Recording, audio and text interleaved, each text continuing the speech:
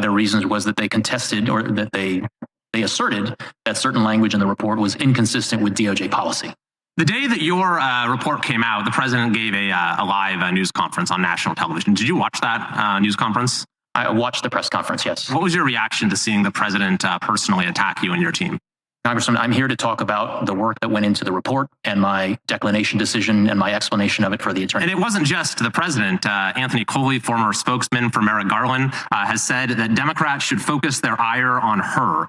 The president's personal attorney, Bob Bauer, said that your report is a shabby piece of work and a shoddy work product. Do you agree with that characterization of your report? I disagree vehemently with that characterization of my report. I also disagree. I think it's very well written, well considered, and comprehensive. Do you think it's appropriate for the administration to be attacking the work of a special counsel that it appointed itself?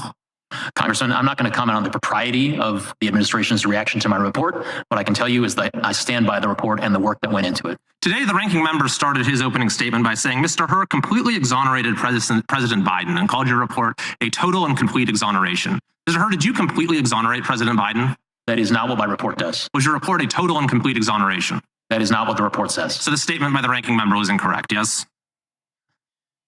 As I said, the report is not an exoneration. That word does not appear in my report. Based on the facts and anticipation of defenses presented in your report, could a reasonable juror have voted to convict? As I said in the report, some reasonable jurors may have reached the inferences that the government would present in its case in chief. So a reasonable juror could have voted to convict based on the facts that you presented? Correct. If you were on the jury, would you have voted to convict? I have not engaged in that thought exercise, Congressman. In delving into the realms of integrity, accountability, and the quest for significance, the discourse zeroes in on the core interplay of truth and obligation within the interaction of Representative Kevin Kiley and Special Counsel Robert Hur.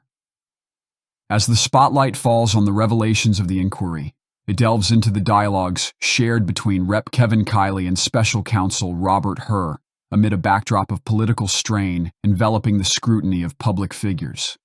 The query posed by Rep. Kevin Kiley encapsulates both a sense of doubt and a yearning to unveil the transparency and answerability of governmental mechanisms, urging those in authority to answer for their deeds. It seems to serve as a spotlight on the incongruity or predisposition within the report's findings, reflecting Democratic qualms regarding the uprightness of governmental bodies and the impartiality of judicial processes.